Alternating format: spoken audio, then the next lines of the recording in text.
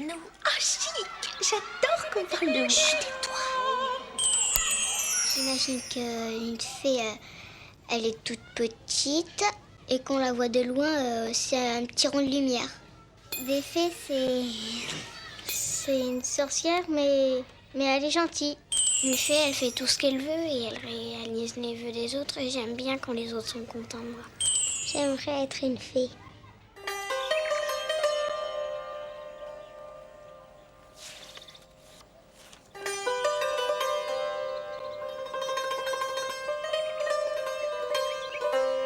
Nous sommes les fées des greniers, des vieilles photos usagées, des petites filles en noir et blanc qui ont vu des fées dans les camps. Il était une fée. Une fée? Mais on est 3 ici. J'ai bien peur que ton tour soit pour un autre jour, ma très chère. Pourquoi? Moi aussi je suis une fée. Oh, arrêtez de vous disputer. Qu'est-ce qu'on voit là? Des magazines, des publicités. C'est que nous, les fées, nous sommes à la mode chez les hommes, mes chers. Ça, des fées? Qu'elles sont moches. On voit bien qu'ils nous ont jamais vus. Les hommes font ce qu'ils peuvent pour nous contacter et embellir leurs rêves. Ils ont toujours cherché le chemin des fées. Mais ils sont si balourds. Oh, balourd, tu l'as dit. Certains ne croient même pas à notre existence. Vraiment? Ils ne croient pas en nous? Comment font-ils pour exaucer leurs vœux alors? Allons, allons. Certains y croient encore, heureusement. Les petites Anglaises de Cottingley, par exemple. Vous voulez que je vous raconte leur histoire? Oh, oui, oui. Il était une fois 2 petites Anglaises, Frances et Elsie, qui s'amusaient à se prendre en photo dans le jardin de leur maison de Cottingley. Comme elles croyaient en nous, des fées se sont matérialisées sur la pellicule. Regardez comment elles sont attifées, les frangines. On dirait des gravures de mode pour arrière-grand-mère. C'était en 1917. Ce sont les premières qui ont réussi à nous photographier. Je me demande si ce sont bien des fées. On est plus jolies tout de même. Bon, ces photographies ont passionné Conan Doyle. Qui c'est? C'est l'auteur des aventures de Sherlock Holmes. Il s'est lancé dans une véritable enquête policière comme son héros pour s'assurer que les photos n'étaient pas truquées. Et alors, qu'est-ce qu'il a découvert? Les experts et les photographes professionnels sont tous tombés d'accord. Les plaques photographiques n'avaient été ni retouchées, ni impressionnées une seconde fois. Ces photos sont authentiques. Moi, j'y crois pas. Et alors, après? Conan Doyle publia les résultats de son enquête dans un livre, Les fées sont parmi nous, qui vient tout juste d'être traduit en France par Sylvie Marion. Elle croit aux fées, Sylvie Marion? Bah évidemment, si elle a traduit le livre. Ce n'est pas par hasard si Conan Doyle s'est intéressé aux fées. Son grand-père, John Doyle, son oncle, Richard Doyle, dit Dickie Doyle, et son propre père, Charles Doyle, étaient des grands peintres de fées. Il a baigné là-dedans pendant toute son enfance.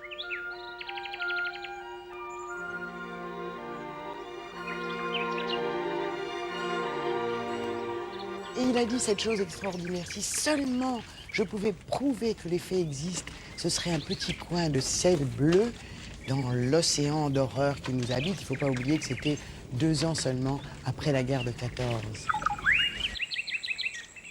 Alors, finalement, elles sont vraies ou pas, ces photos? Pour moi, elles sont bidons. En tout cas, jusqu'à présent, personne n'a réussi à le prouver. Et c'est pas faute d'avoir essayé. Du coup, les hommes ont recommencé à s'intéresser à nous. Ça, c'est une bonne Est-ce que chose. ce sont des vraies photos? Est-ce que ce sont des vraies fées? Et puis finalement, en 84, il y a eu une grande série d'articles très très sérieux dans le British Journal of Photography. Et à la suite de la parution de cet article, Elsie a écrit au rédacteur en chef Jeffrey Crawley en lui disant « Écoutez, je vais tout vous dire, c'était une blague. Nous avons collé des images de fées découpées dans les journaux sur des épingles à chapeau que nous avons fichées dans la terre. » Et ce qui est extraordinaire, c'est que sa cousine, Frances, s'est fâchée en disant « C'est pas vrai, je ne sais pas en ce qui concerne les photos de Elsie, mais moi, la photo du nid aux fées que j'ai faite, elle est vraie, je peux vous le dire. »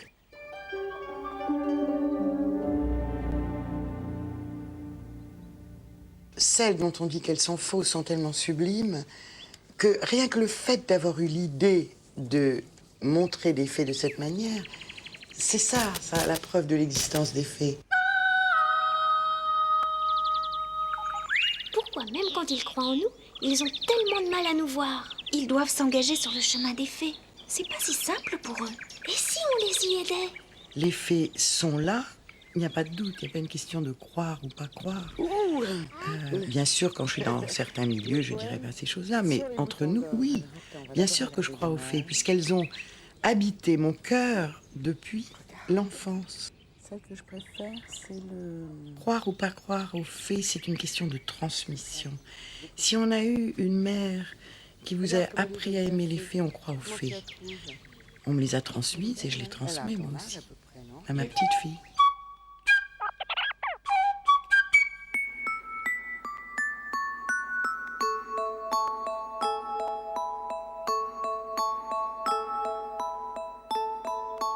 Voilà. Tu crois qu'ils sont prêts à nous suivre sur le chemin des fées? Oui, mais c'est à nous de les guider. Car sans nous, jamais ils ne nous trouveront. Elle me plaît bien, cette petite fille. Elle est mignonne avec ses ailes de fée. Elle mériterait de nous voir. Si vous cherchez le chemin des fées, c'est assez facile. La façon dont ma petite fille Emma sait, peut-être que les fées n'existent pas, mais prend un plaisir absolument extraordinaire à croire qu'elle existe et à se déguiser en fée et à ce que je lui lise des petites histoires de fées, c'est évident que les fées sont dans le cœur des enfants. Nous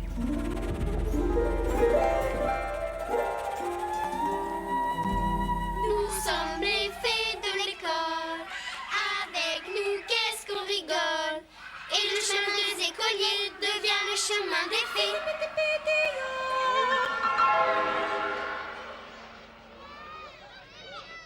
Où on est? Dans une école. Les enfants nous connaissent bien et ils croient encore en nous. Ils sauront reconnaître les vraies fées des fausses. Qu'est-ce que vous en pensez? Est-ce que vous avez déjà vu ça? Est-ce que ça vous paraît possible? Tout est autorisé. On dirait qu'ils se parlent toutes les deux On dirait qu'elles se parlent. dans le toutes les deux. feuillage. Ouais. T'as une idée de ce qu'elles peuvent se raconter? Des secrets. On dirait que la petite fée, soit elle vole, ou soit elle se pose. On dirait que c'est un vrai feuillage, une vraie fille et une vraie fée. Pour croire aux fées, d'abord il faut voir une fée. Parce que si tu crois pas et que tu en as pas vu, eh ben, peut-être qu'il y en a, peut-être qu'il y en a pas. On dirait qu'elle s'assoit sur ses genoux. T'as envie que toi, une fée, s'assoie sur tes genoux? Ça te ferait quoi? Ben, comme ça lui parle. Tu lui parlerais? Oui. Et qu'est-ce que tu lui raconterais? Dites donc, qu'ils ont l'air de s'y connaître en fées. Mais oui, justement pendant les vacances, ils sont allés visiter la grotte aux fées à Ondon. Et là, bien entendu, nos sœurs les y attendaient. Ça, c'est joli. Qu'est-ce qu'ils font? Ils nous dessinent. Évidemment, quand on a vu les fées, on ne peut plus s'en passer. C'est peut-être aux enfants de guider les adultes sur le chemin des fées. De leur dire comment il faut faire pour en voir. Il faut aller dans la forêt, devant la grotte aux fées, on les voit. Faut pas bouger, faut pas parler, parce que si on parle, et ben après les fées, ils ont peur et puis elles partent. Oui. Il faut même pas chuchoter. Il faut regarder bien dans les arbres, et des fois, on voit des cheveux, et puis ils sont accrochés dans les arbres, parce qu'ils passent par là. Qu'est-ce qui passe par là? C'est les fées. C'est les fées. Et plus il y en a, et plus on se rapproche de la grotte. Eh oui. Je savais qu'elle existait, la grotte aux fées. Mais quand j'ai vu les fées, c'était un peu bizarre. Quand on l'a vu, eh ben, c'était extraordinaire pour nous. Pourquoi? Qu'est-ce qu'il y avait d'extraordinaire? Parce que, je sais plus. Si les hommes pouvaient toujours conserver cette innocence. Hélas, ce ne sont pas les enfants qui font tourner le monde. Nous non plus d'ailleurs. Pourtant, nous avons toujours été les alliés des mortels, leurs inspiratrices, leur providence. Nous leur offrons notre magie aussi. Mais comme ils ne savent plus reconnaître la magie de la vie, ils ne savent plus nous voir. Nous sommes les fées des forêts, chenettes, faillards, peupliers.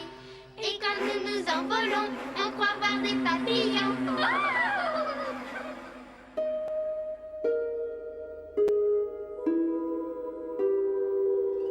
À l'origine, nous vivions dans les paysages sauvages. La forêt moussue, la lande venteuse, la montagne brumeuse.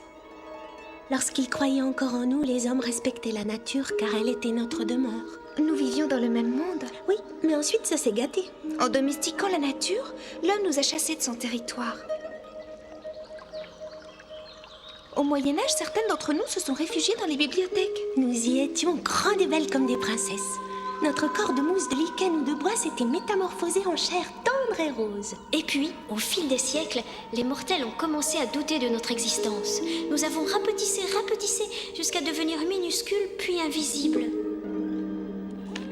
Claude Lecouteux, un linguiste spécialiste du Moyen-Âge, a étudié cette partie de notre histoire. Dès le début du XIe siècle, on a déjà des personnages qui surgissent d'un seul coup dans les forêts et qui s'évanouissent et qui rejoignent les vivants. Et puis, un peu plus tard, c'est-à-dire dès la fin du XIIe siècle, les faits se multiplient et sortent de l'ombre. Et là, nous possédons une floraison de récits qui nous racontent les amours d'un mortel et d'une fée. Une fée est un personnage qui dispose de pouvoirs surnaturels et qui aime se mêler à notre monde et qui recherche une relation avec les hommes. La plupart du temps, elles utilisent exactement le même langage que vous et moi. Mais lorsqu'elles parlent entre elles, elles utilisent un autre langage que les savants d'autrefois ont tenté d'analyser.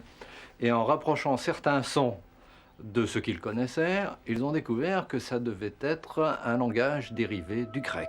Tu parles grec, toi? J'ai oublié il y a si longtemps. La fée est en quelque sorte la transposition dans un cadre mythique de la femme idéale. La femme idéale, c'est tout à fait moi. Moi, je n'ai jamais rencontré de héros. Comment fait-on pour trouver son chevalier servant? C'est facile. Lorsque le héros des contes rencontre une fée, il n'a pas le choix.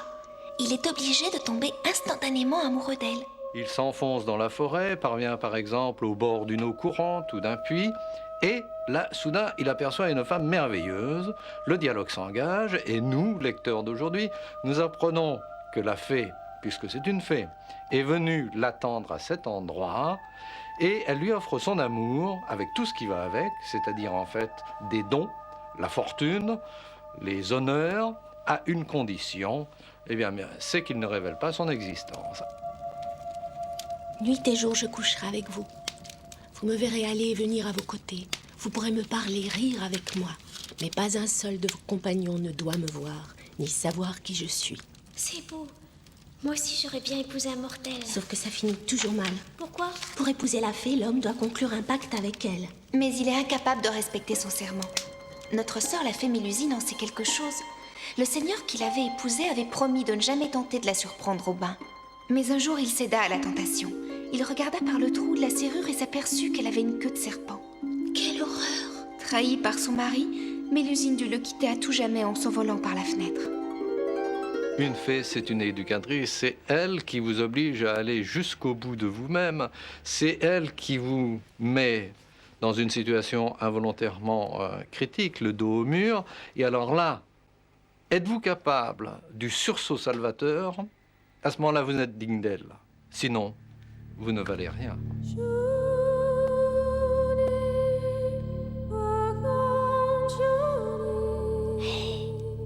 Je le reconnais, ce lac. Oui, c'est le lac du château de Compère, dans la forêt de Brocéliande, là où notre cousine, la fée Viviane, rencontra jadis Merlin l'Enchanteur. Elle en a eu de la chance, Viviane. Quand l'histoire commence, Merlin et Viviane se connaissent déjà depuis plusieurs mois. Et Viviane est devenue l'élève de Merlin. C'est son élève et aussi c'est son amoureuse à Merlin. Et un jour, elle demande à Merlin, mais parmi tous ces enchantements que tu m'apprends, est-ce qu'il y en aurait un que tu pourrais faire et qui serait long et durable et qui serait quelque chose de très solide? Et Merlin lui dit, mais oui, bien sûr, je pourrais le faire. Je pense que c'est même facile pour moi. Que veux-tu? Et Viviane lui dit, je voudrais un château. Mais je voudrais un château très grand, très clair, où la lumière rentrerait toute la journée et ruissellerait le long des murs. Et quand Viviane se réveille, le lendemain matin, elle regarde autour d'elle. Il y a un château immense, tout en cristal, avec juste par-ci par-là quelques morceaux de marbre blanc ou quelques taches d'or ou d'argent. Et Merlin lui fait visiter le château qui est extraordinairement bien meublé. Et puis soudain, Viviane devient toute songeuse et lui dit « Mais ce château est transparent et tout le monde va me voir dans le château. » Alors Merlin réfléchit et il crée un lac tout pareil à la réalité, mais que seulement les hommes, les femmes et les enfants peuvent voir, mais qui en réalité n'existe pas. Et ce lac, eh bien, il cache le château où est toujours la fée Viviane. Et dessous, la fée continue à vivre pour l'éternité dans son palais plein de lumière.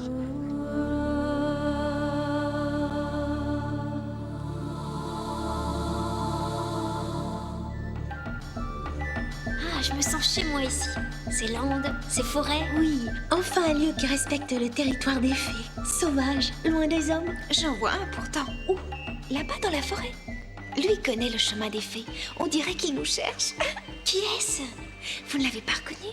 C'est Pierre Dubois, l'elficologue. L'elfie quoi? Le spécialiste des fées. Cela fait des années qu'il suit notre trace.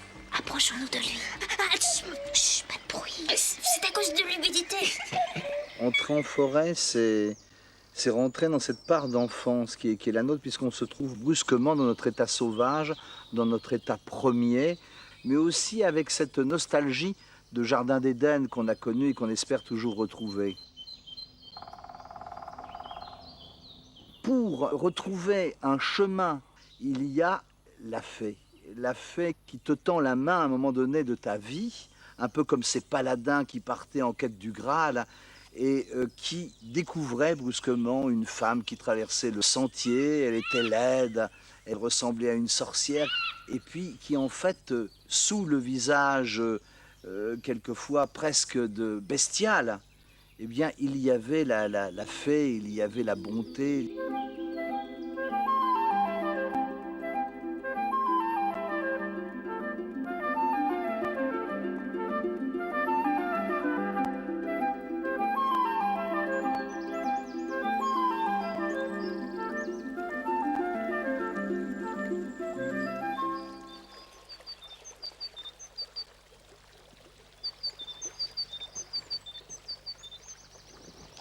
C'est vraiment l'endroit idéal pour un promeneur des fées pour passer sur l'autre rive.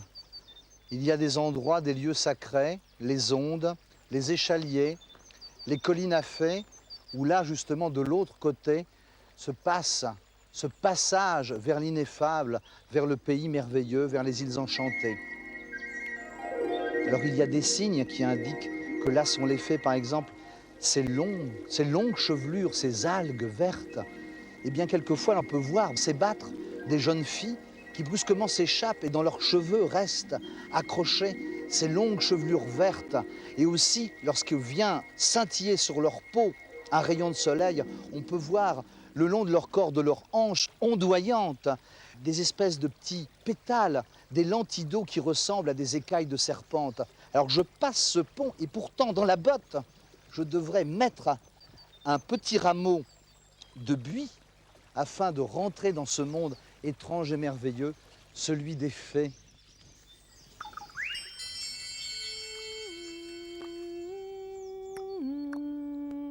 Ici, le temps et les frontières s'abolissent. On a marché sur l'herbe d'égarement et là, le promeneur des fées s'arrête. Il écoute et il entend. Il entend le murmure des eaux, le chant des ondines. Il entend aussi le chant de l'oiseau d'oubli et tout s'arrête. On raconte qu'un ermite était venu se perdre sur une de ces berges enchantées et brusquement, il a été enfêté. Et là, eh bien, il a eu l'impression, lui, de vivre une minute d'oubli, mais c'était 100 ans, 200 ans, 300 ans, qu'importe. Il était passé dans l'autre temps, celui immortel, dans l'éternité des fées. Et lorsqu'il est rentré chez lui, eh bien, sur le chemin, il n'a plus rien retrouvé. Il ne reconnaissait plus rien. Et lorsqu'il est arrivé dans sa maison, elle n'était plus que ruine. Et lui-même est tombé en poussière.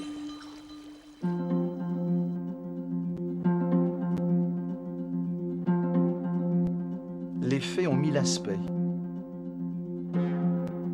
Les dieux les ont vêtus avec ce qu'il y avait de plus beau dans la nature. Voilà enfin quelqu'un qui sait apprécier notre grâce naturelle. Ah, s'il pouvait me voir. Justement, aujourd'hui, je porte une robe d'azur assortie à mes yeux. Passe-moi la poudre de coquelicot. Ça me donne envie de danser. Je sens que je vais traîner ma nouvelle guêpière.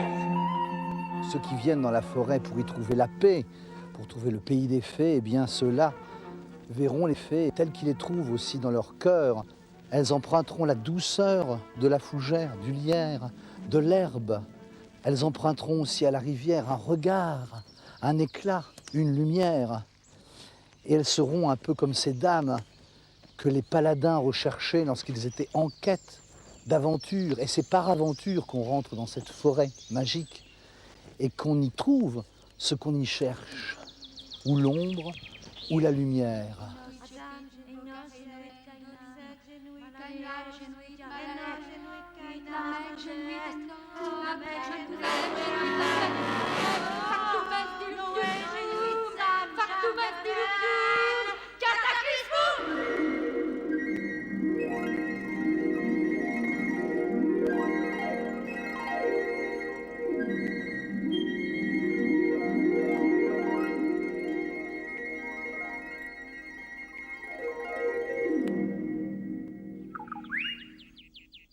Les fées vivaient ici, auprès des Corrigans, et le paysan qui s'attardait au soir pouvait entendre le bruit des lessives, et puis voyait aussi sortir une fumée, c'était la cuisine qu'elles étaient en train de préparer. Et quelquefois aussi, il pouvait voir une ombre blanche sortir pour prendre le frais. Parfois, au crépuscule, les villageois venaient et déposaient des offrandes, de la vaisselle et des lames de feu.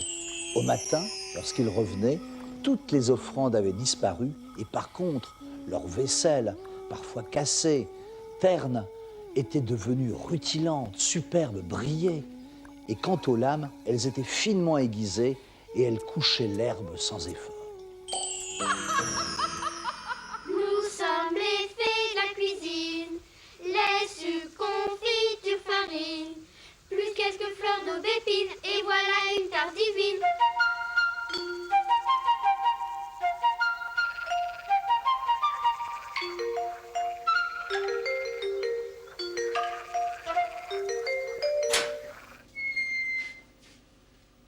Dites, vous n'avez pas un petit creux, les copines?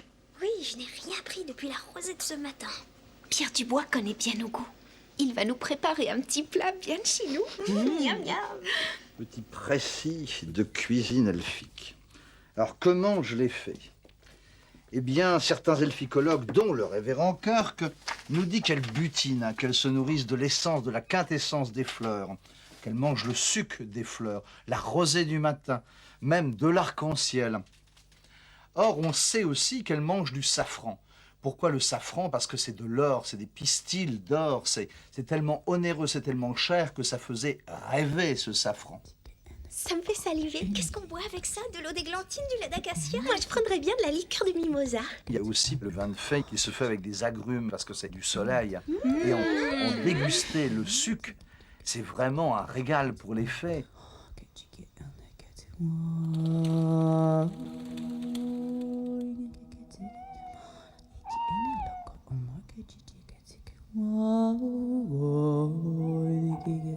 Par les nuits de pleine lune, et aussi plusieurs fois dans l'année, à tous les solstices, elles adorent danser.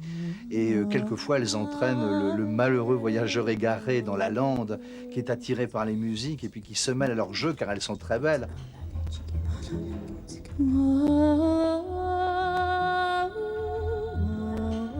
Elles jouent des harpes elfiques avec leurs cheveux qu'elles tendent sur des cadres d'ivoire. Mais on raconte aussi que, par exemple, en Irlande, il y a des violonneux très célèbres qui auraient donné leur âme aux fées pour pouvoir apprendre ces airs extraordinaires qu'ils, après, jouaient dans les pubs. Et on raconte qu'ils s'endormaient sur les collines creuses, par exemple, pour, dans leur sommeil, entendre monter cette musique du fond de la terre, du fond des collines. Et au matin, lorsqu'ils redescendaient, eh bien, ils jouaient leurs airs sur le violon avec un coup d'archet beaucoup plus endiablé, beaucoup plus fantastique. Et là, ils faisaient danser tout le village qui suivait le violonneux. Et malgré tout, lui, paraît-il, n'était plus jamais heureux car il avait entendu cette musique extraordinaire et il n'avait qu'une envie, c'est de retourner dans ce monde des fées.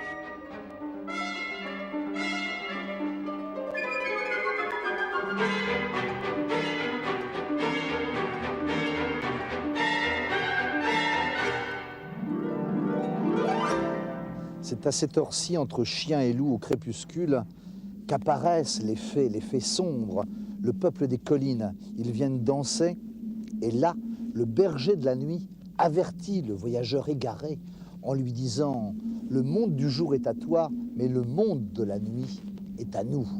Donc, prends garde. » Et on raconte que c'est à un endroit comme celui-ci que le révérend Kirk a été emporté. Le révérend Kirk, c'est un pasteur presbytérien qui avait révélé le secret des fées. Il en avait trop dit. Alors un jour, en se promenant à minuit, dans sa robe de chambre en plus, il a été emporté par une ronde de fées et on raconte qu'il erre toujours désespérément en cherchant l'échappée, la porte qui pourra le ramener dans le monde des vivants, mais en vain. Alors ne révélons pas trop de secrets, d'ailleurs moi-même, je n'en dirai pas davantage. Nous sommes les fées des jardins, nous dansons main dans la main, mais si l'on nous surprend, nous prenons la clé des champs. Ces humains commencent à me devenir sympathiques. Ils font tant d'efforts pour nous rencontrer. Est-ce qu'il y en a qui nous ont vraiment vus? Oui, beaucoup. Comme Nicole Mouchot, à qui certaines d'entre nous sont apparues lorsqu'elle avait 6 ans. Un demi-siècle plus tard, elle s'en souvient encore. C'est la moindre des choses. Une nuit, je ne saurais malheureusement jamais pourquoi, quelque chose m'a éveillé. Et quelque chose m'a non seulement éveillé, mais m'a poussé vers l'extérieur. Et donc je suis sortie dans le jardin. Je n'avais pas peur et je me suis dirigée directement dans ce merveilleux parc.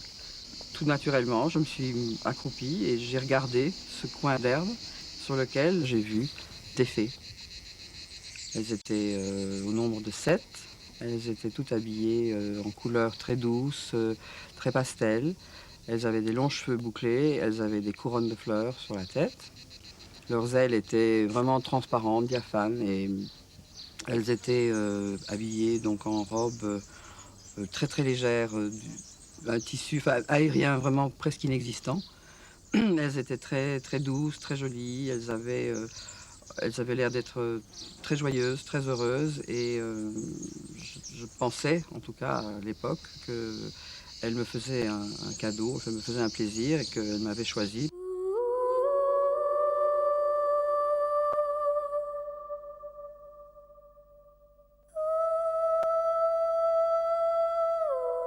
Je ne peux pas dire combien de temps ça a duré.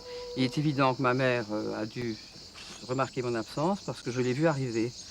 Et j'ai tout de suite demandé qu'elle s'arrête, qu'elle ne vienne pas plus près, chose qu'elle a faite. Et j'ai continué à les regarder.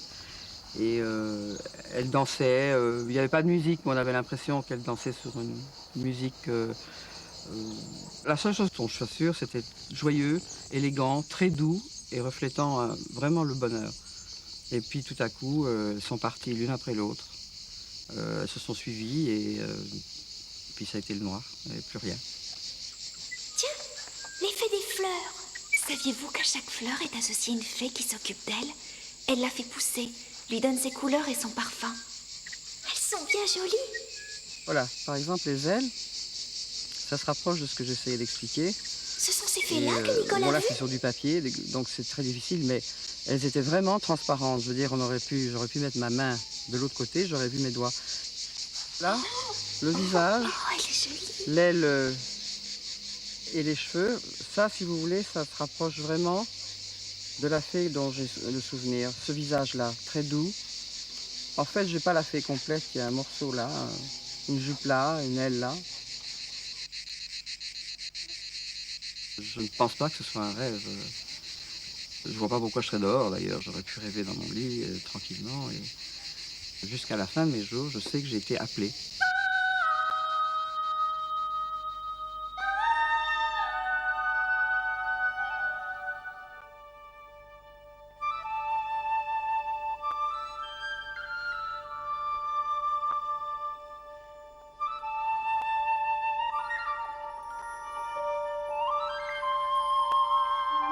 Celui-là, je le connais. Il a fait mon portrait il n'y a pas très longtemps. Pas trop mal, d'ailleurs. Qui est-ce? Mario Mercier. Il est aussi écrivain et chaman. Quoi? Chaman. Sorcier, quoi? Je peins des fées pour personnaliser une force qui vient de l'invisible et qui apporte quelque chose à l'homme de beau, de puissant, de positif, de rayonnant. les fées se manifestent sur plusieurs plans. Enfin, elles prennent des formes en copiant dans l'imagination humaine ou dans la pensée pour faire passer un message, pour exprimer quelque chose.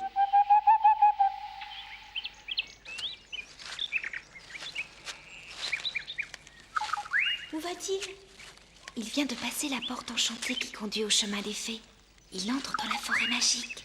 Je cherche le chemin des fées, mais le chemin des fées dans la forêt, il est partout. Je m'appuie contre ces vieux amis que sont les arbres, qui ont des millénaires de méditation et qui me conduisent là où je veux aller, là où je dois aller. Le chemin des fées, c'est le chemin des grands rêves. Il va nous voir alors. S'il en a vraiment envie, pourquoi pas? De toute façon, pour l'instant, il y a trop de lumière. Voici le rond des fées. Il est caractérisé par ses fleurs sauvages, ses pâquerettes. Parce que les fées, quand elles se manifestent souvent en rond. C'est des centres de force de la forêt. Au printemps, la terre rêve. Et ces rêves se manifestent par les plantes, les fleurs, auxquelles les fées donnent le pouvoir d'architecture, de couleurs, de formes, parce qu'elles puisent une force vibratoire qu'elles insufflent dans les plantes. Et c'est comme un son devenu fleur. Il y a des fleurs ici et nulle part ailleurs. Si on les regarde, si on les contemple, si on médite sur cette beauté, eh bien, on a quelque chose qui nourrit l'âme. Parce que après les fleurs, c'est l'invisible. Après le cristal, c'est l'invisible. Donc les fées se montrent à peu d'êtres humains, d'abord parce qu'elles sont sur un autre plan de conscience. Et souvent les êtres humains ne les voient pas parce qu'on a perdu le regard. On nous a appris tout petit qu'il y a le vrai et l'imaginaire. En fait, le réel, ça serait peut-être de l'imaginaire qui a réussi. C'est ça qui est grave, c'est qu'on a divisé le monde en ce qui est vrai et ce qu'il faut. Écoute, on est sur une petite boule qui flotte dans l'espace, qui repose sur rien, et tout autour de nous, il y a des myriades de mondes. Et on dit, il y a le réel et l'imaginaire, alors que même sur une carte du ciel, on n'est même pas visible. Alors, c'est fou. Il y a plusieurs réalités, dans les mondes innombrables qui nous entourent.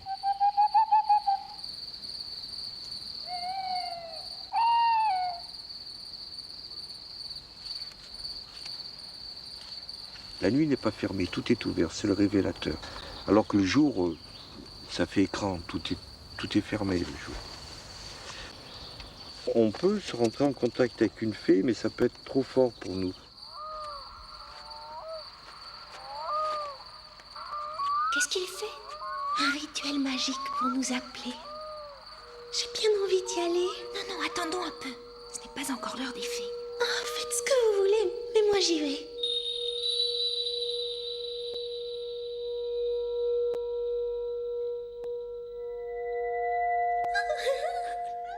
Je danse dans la fumée. Je danse dans la lumière. C'est rigolo. Ça chatouille. Vous n'êtes pas sérieuse. Attendez. Oh, et puis tant pis, faites-moi une petite place.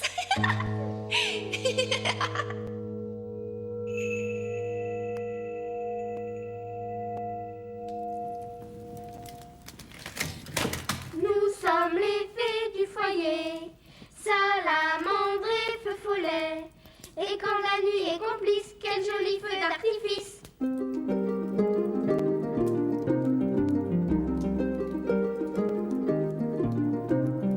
De la superstition à l'irrationnel, il y a un pas, un tout petit pas que je franchis allègrement pour vous parler des fées. Ils ont parlé de nous à la télé? Oui, et dans tous les magazines. Mais pourquoi?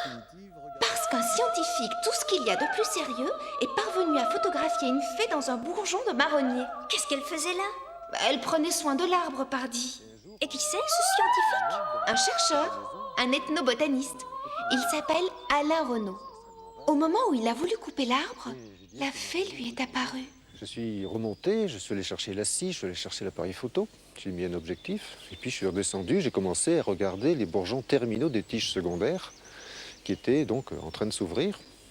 Mais j'étais toujours attiré par le bourgeon principal qui, lui, était dynamique, mais qui était inaccessible. Finalement, j'ai roulé une vieille souche de verne, je crois, que j'avais coupée, et je l'ai mis près du marronnier, et j'ai grimpé et j'ai commencé à regarder. Comme j'ai une acuité assez spéciale par rapport aux plantes, j'ai vu, en regardant ce bourgeon, une petite forme, une petite femme verte de 15 mm à peu près. Je trouvais ça vraiment très très très beau. Donc j'ai pris plusieurs photos. Et fort heureusement, il y avait une des photos qui a donné ce que l'on voit là. Alors pour plus de précision, voilà le visage, avec les deux yeux sombres, le nez brillant un peu, la bouche, l'oreille en pointe, avec ici le corps légèrement cambré, avec ici les plis de la robe sur la hanche, le bras nu qui est derrière, le coude, et elle regarde sur le côté. On dirait presque qu'elle aurait comme un petit diadème qui remonte les cheveux, ce qui fait qu'il y a des cheveux qui descendent ici et des cheveux qui descendent là.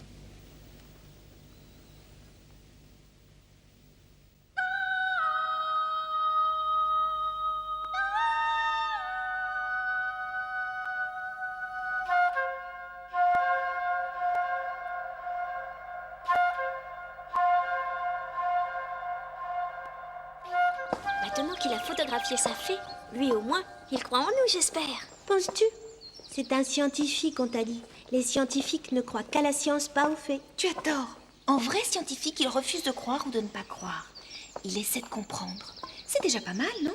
Oui. Les fées sont toute notre mythologie. Nous avons tous, finalement, baigné dans le monde des fées, dans le monde de la féerie. Et pourquoi nous avons baigné dans ce monde? C'est parce que nos parents, qui croient aux fées ou qui n'y croient pas, nous ont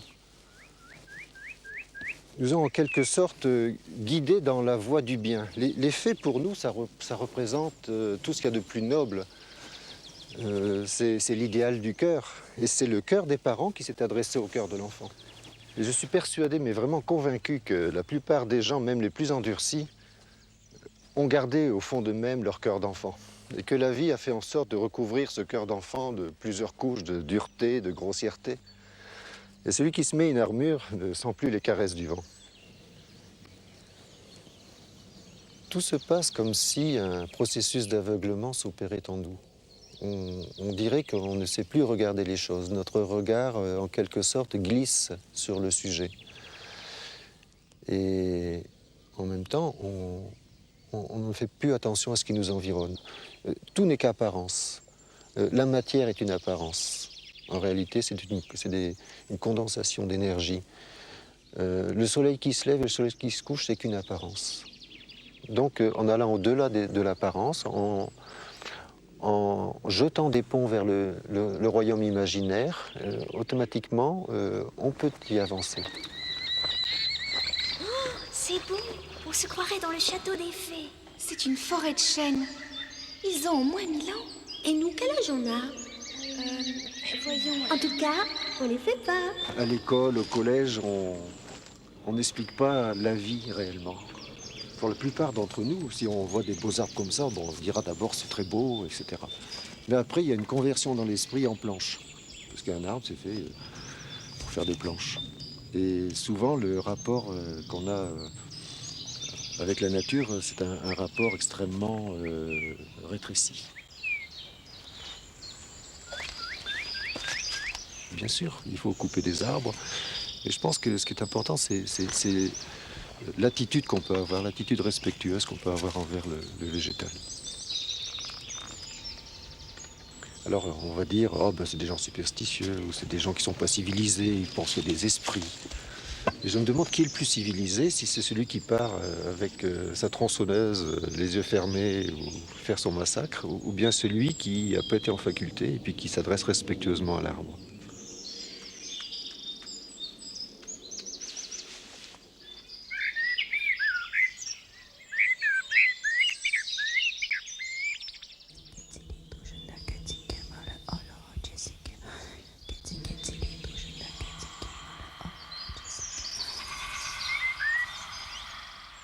C'est important de voguer dans l'imaginaire. Parce qu'on peut très bien avoir un regard qui s'arrête aux feuilles, aux pistils, aux étamines, aux stigmates.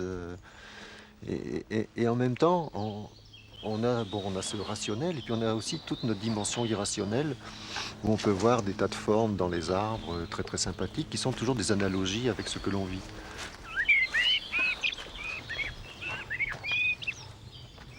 Il y a un oiseau qui chante. Au loin, il y a une cloche. Ici, il y a quelques personnes, on parle. On peut très bien aller vers ce bruit, en quelque sorte de mettre tout notre mental sur le bruit.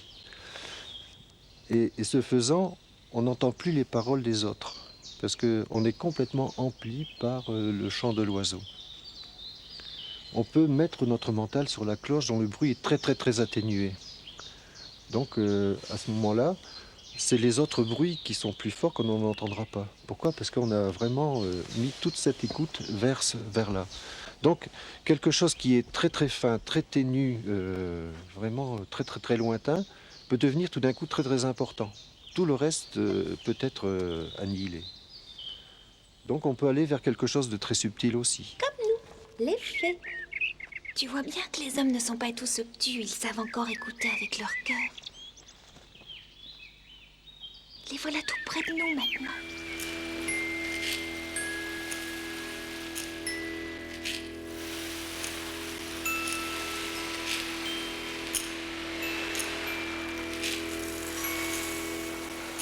Nous sommes les fées du marais, nous poussons des cris d'orfraie. Quand un jeune homme nous séduit, nous sommes prêtes à tout pour lui. Et les femmes dans tout ça? Toute femme peut être une fée un jour ou l'autre. Il suffit d'un regard d'amour. Vous jouez sur les mots. On n'est pas du même monde.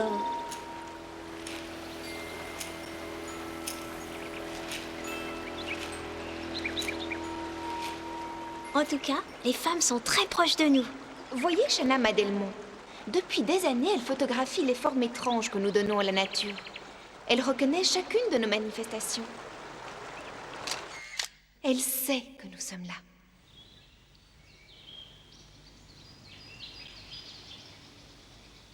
Tout a un langage. La pierre a un langage. Le bourgeon a un langage. L'oiseau que j'entends a un langage. Et tout émet une vibration. Et c'est là que j'entends quelque chose qui fait écho à moi-même à l'intérieur et que j'appellerais tout simplement amour.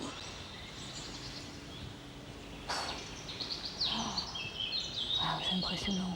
La magie de la photo, c'est tout simple au fond, tout le monde peut le faire maintenant, il suffit d'avoir un petit appareil et qui permet de capter ce qu'on voit. Et chaque personne va recevoir quelque chose qui sera en communication aussi avec ce qu'elle vit à l'intérieur d'elle-même.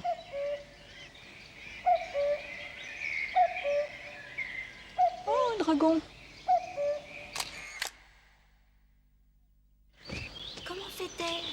Elle attend d'être aspirée par nous et elle appuie sur le déclencheur juste au moment où nous apparaissons dans la lumière. La lumière sculpte la forme et fait qu'à un moment, quelque chose va apparaître. Et ce quelque chose, c'est l'élément qui se trouve à l'intérieur de chaque élément, disons, on fait ce qu'on appelle l'élémento, et qui va montrer à ce moment-là le visage de ce que nous appelons la sylphe, de ce que nous appelons l'ondine.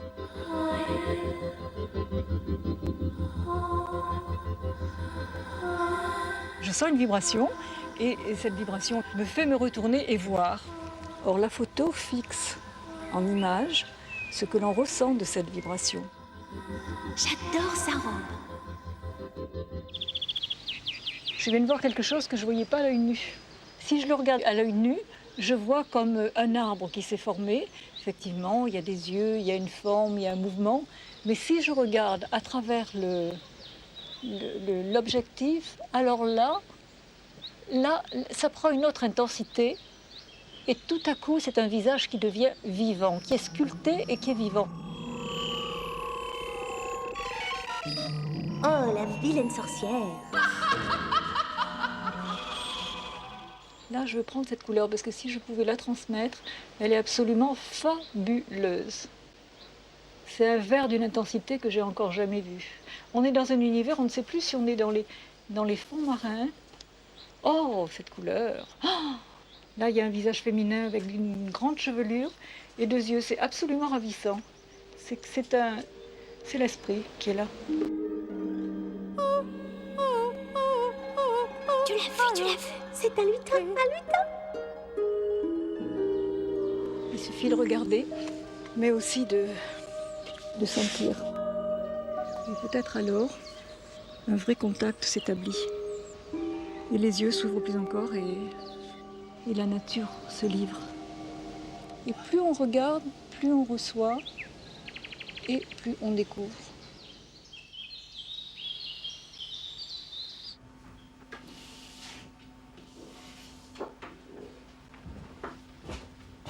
J'espère que ces photos seront réussies. Il ne devrait pas y avoir de problème. On l'a bien aidé. Un petit coup de baguette magique, ça peut pas faire de mal.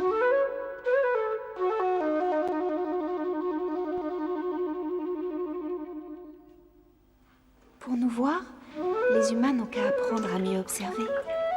Nous sommes le reflet de leur regard, le miroir de leur âme.